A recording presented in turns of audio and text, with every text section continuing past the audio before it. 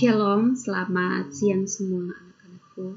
Semoga hari ini semua dalam keadaan sehat walafiat oleh karena bimbingan Tuhan yang Maha Kuasa. Nah, Ibu berharap juga semoga tugas yang kemarin yang diberikan Ibu atau Bapak Ibu guru sudah terkumpulkan dengan baik atau sudah dikirim di link yang sudah disiapkan oleh Bapak Ibu guru. Nah, hari ini kita masuk materi yang kedua untuk pertemuan yang ketiga ya. Nah, hari ini kita mau belajar tentang materi baru, yaitu tentang teks eksposisi. Nah, mungkin asing masuk di telinga kalian tentang teks eksposisi. Namun kita akan mau mempelajari tentang eksposisi. Nah, sebelum kita masuk di dalam materi, adapun tujuan pembelajaran yang harus kita capai. Yang pertama adalah menginterpretasi makna dalam eksposisi. Kemudian yang kedua, mengembangkan isi eksposisi.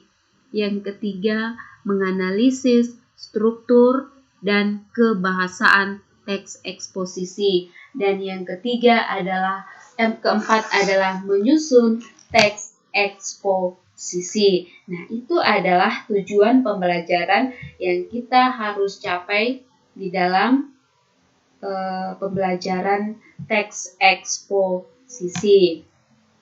Nah, sekarang Ibu akan tampilkan pengertian dari teks eksposisi. Dan Ibu juga harap kalian bisa menulis dan menyiapkan buku untuk menulis pengertian dari teks eksposisi ini. Jadi Ibu harap kalian mencatat apa pengertian dari teks eksposisi ini ya. Dan nanti akan dikumpulkan setelah materi Ibu selesai ya.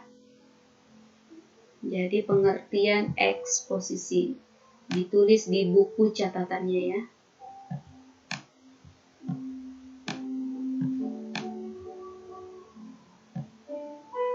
Saya tampilkan yang besar ya supaya kalian bisa menuliskan.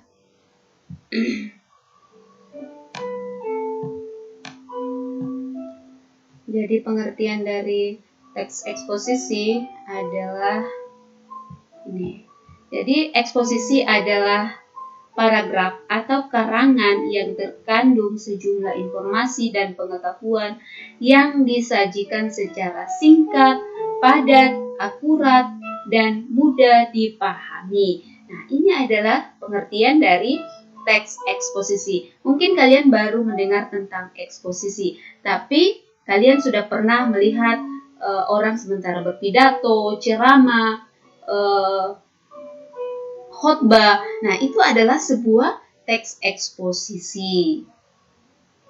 Kemudian, dari pengertian teks eksposisi ini, adapun tujuan dari eksposisi, yaitu untuk menjelaskan atau memaparkan segala informasi tertentu, sehingga dapat menambah pengetahuan pembaca. Jadi kalau kita mendapatkan sebuah teks eksposisi, misalnya kita mendapat sebuah teks tentang banjir, jadi kita baca, jadi otomatis menambah pengetahuan kita tentang banjir tadi. Misalnya sekarang ini musim hujan ya, jadi kita menulis teks eksposisi tentang banjir, jadi kita tuliskan teks eksposisi tentang banjir. Jadi atau kita mendapat teks tentang banjir, kita baca, otomatis itu menambah pengetahuan kita.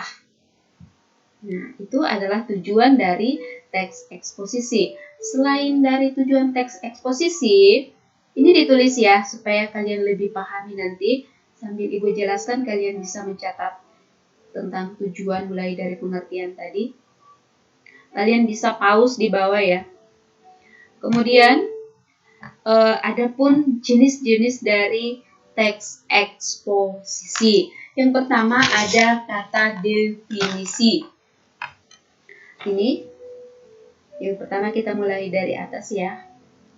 Jadi jenis-jenis eksposisi itu ada namanya teks eksposisi definisi. Kemudian ada proses, perbandingan, klasifikasi, pertentangan, analisis, dan ilustrasi. Ada berita juga.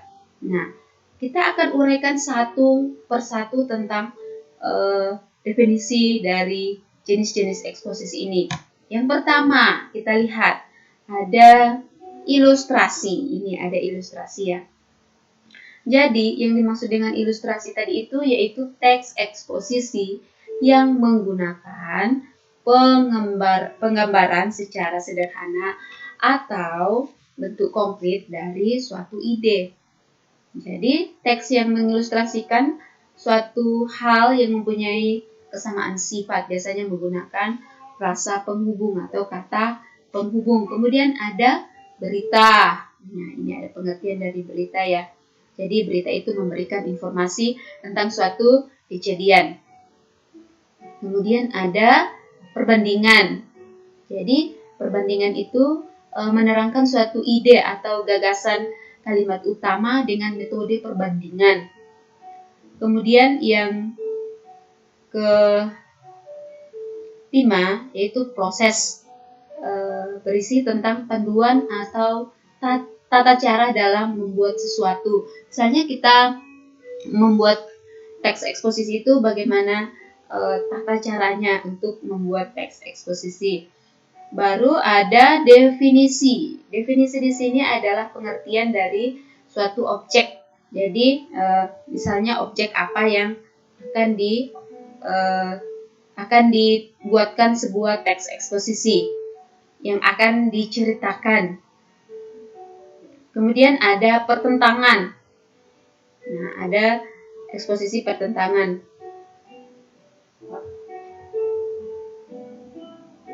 Nah, ini ada pengertian dari eksposisi pertentangannya. Kemudian ada analisis. Jadi, analisis di sini berisi tentang suatu proses dalam memisahkan suatu masalah dari suatu gagasan utama menjadi beberapa subbagian. Nah, coba ditulis ya tentang jenis-jenis dari teks eksposisi supaya nanti lebih paham, supaya tidak mudah dilupa. Jadi, anak-anakku sekalian, tolong dituliskan ya. Nah, supaya lebih rapi, jadi usahakan ada buku catatan bahasa Indonesia untuk menuliskan catatan yang diberikan oleh saya ya. Nah, setelah kita masuk jenis-jenis teks eksposisi, ada juga struktur. Nah, ini yang harus diperhatikan di dalam membuat teks eksposisi. Jadi, kalau kita membuat sebuah teks eksposisi, yang harus kita perhatikan adalah strukturnya.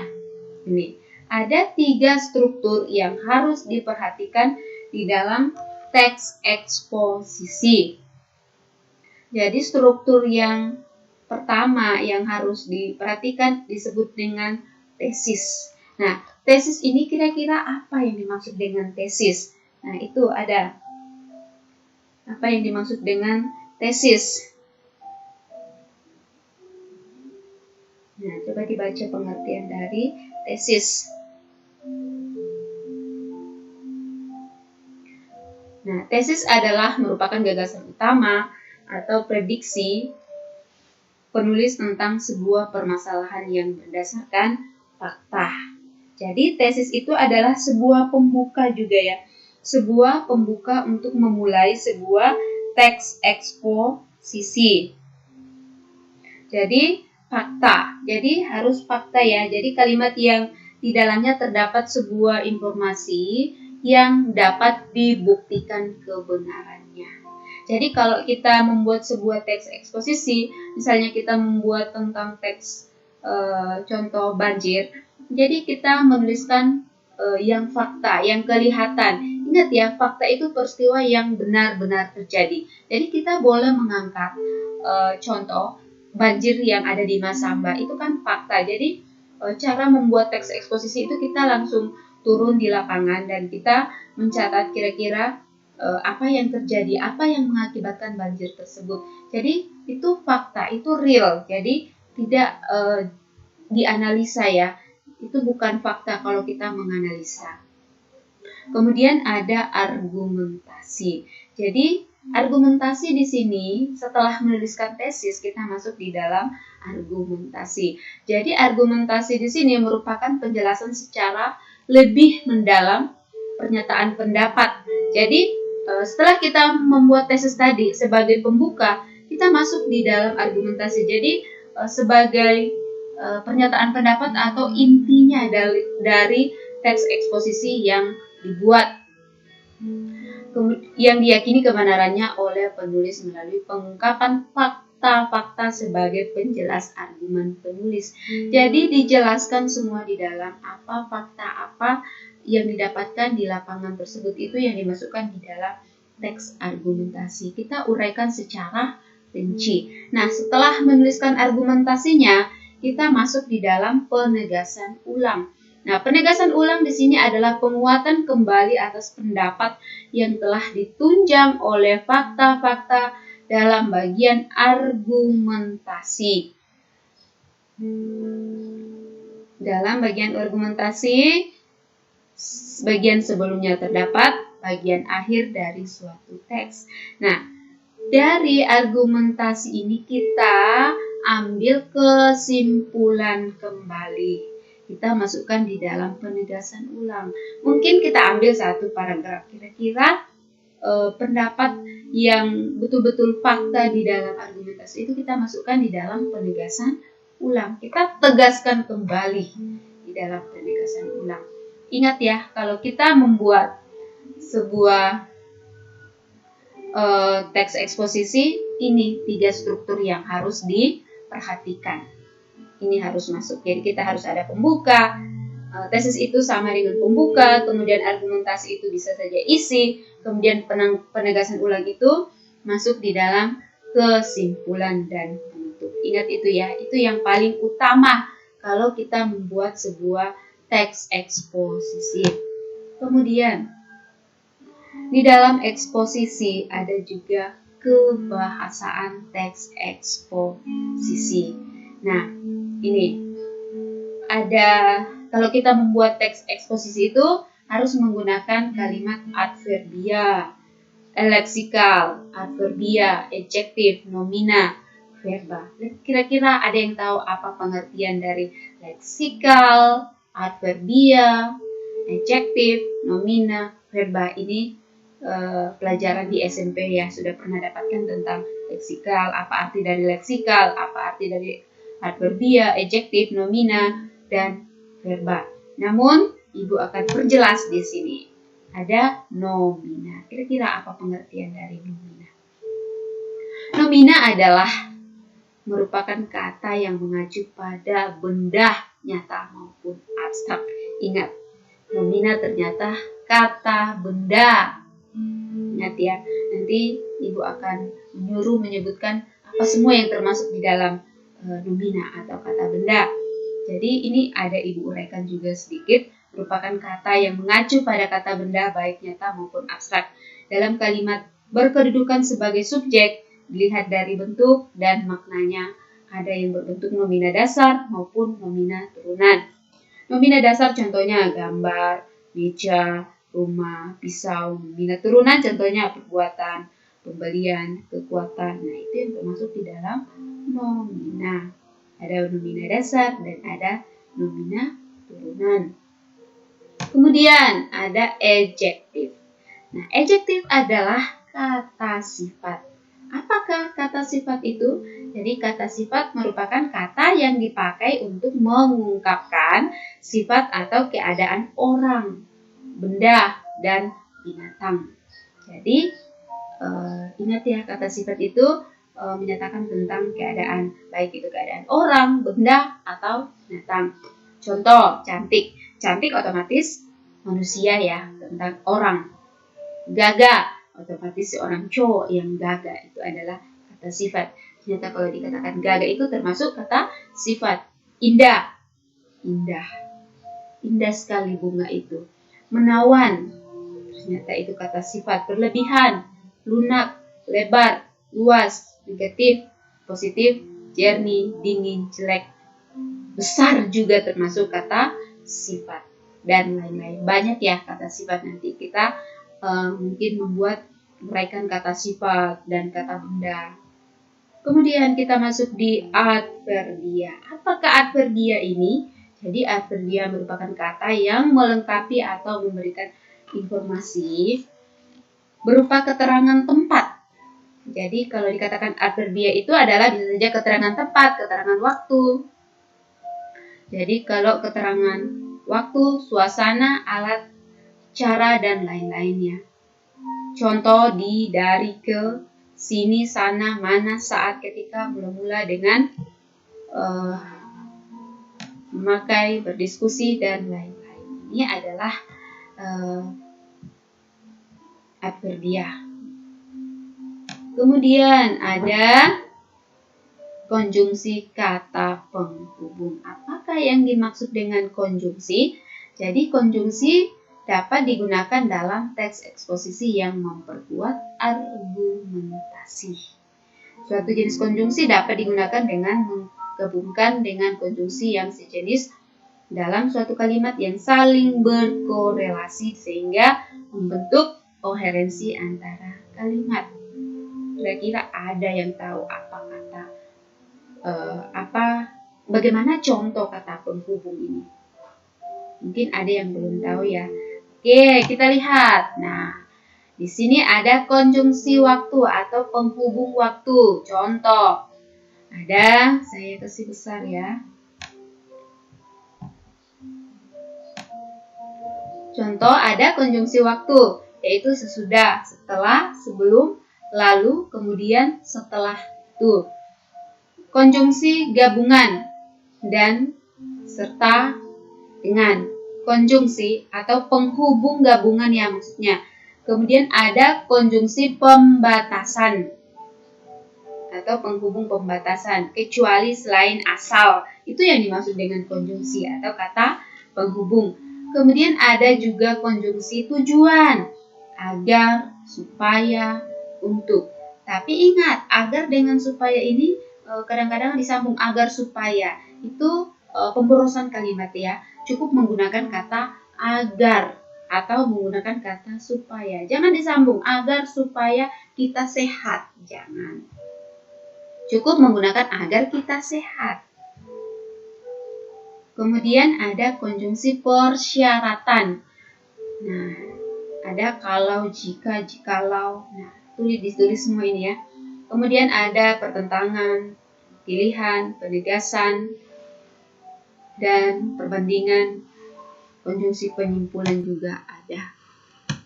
Kemudian yang terakhir adalah pronomina. Nah, pronomina di sini adalah kata ganti. Ingat, pronomina itu adalah kata ganti. Kata ganti adalah jenis kata yang menggantikan nomina atau frasa nomina. Jadi pronomina dapat diklasifikasikan menjadi dua macam. Jadi ada pronomina persona dan pronomina non persona. Jadi kalau pronomina persona kata ganti orang yaitu persona tunggal. Contohnya berarti sendiri ya, satu. Contoh dia, ia, dia, anda, kamu, aku, saudaranya, nya, mu, ku, si, dan lain-lainnya. Kemudian ada pronomina non persona, kata ganti bukan orang. Nah, kalau non persona itu berarti kata ganti bukan orang ya. Contoh pronomina penunjuk, contohnya ini, itu, sini, situ, sana. Nah, itu yang dimaksud dengan pronomina persona. Nah, untuk teks kebahasaan eksposisi ini ya.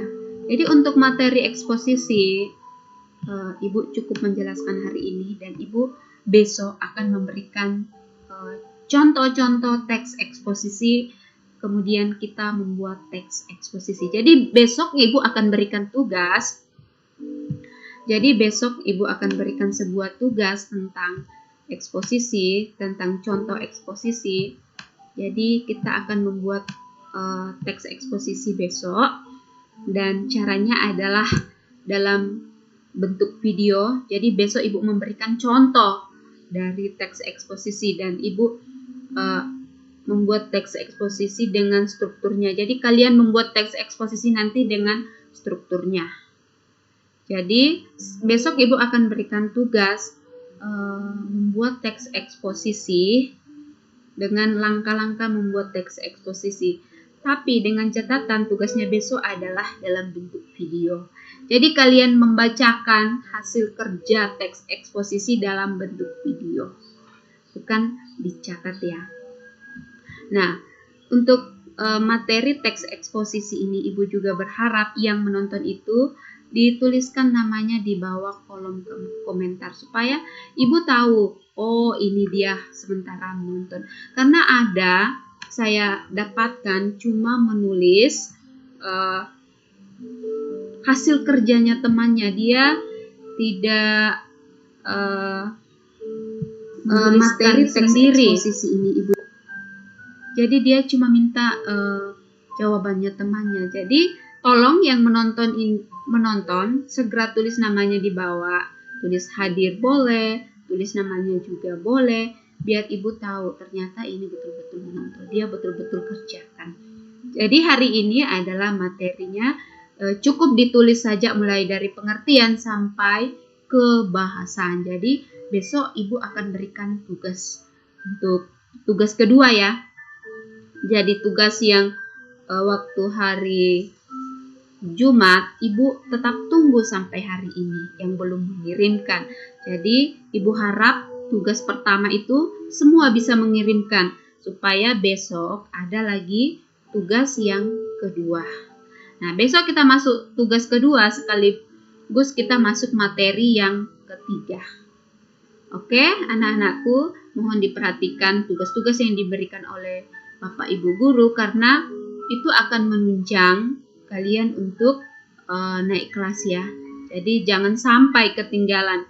Atau kalau misalnya ada yang tidak bisa mengirimkan tugas lewat link yang sudah disiapkan oleh Bapak Ibu guru, jadi boleh langsung ke sekolah kalau misalnya di Palu. Tapi kalau sama orang tua di kampung atau di mana, jadi usahakan mengirim lewat link. Tapi kalau di Palu boleh langsung ke sekolah, akan dibantu oleh Bapak Ibu guru. Jadi tolong diperhatikan ya anak-anakku. Mungkin materi kita hari ini sampai di sini. Cukup sekian.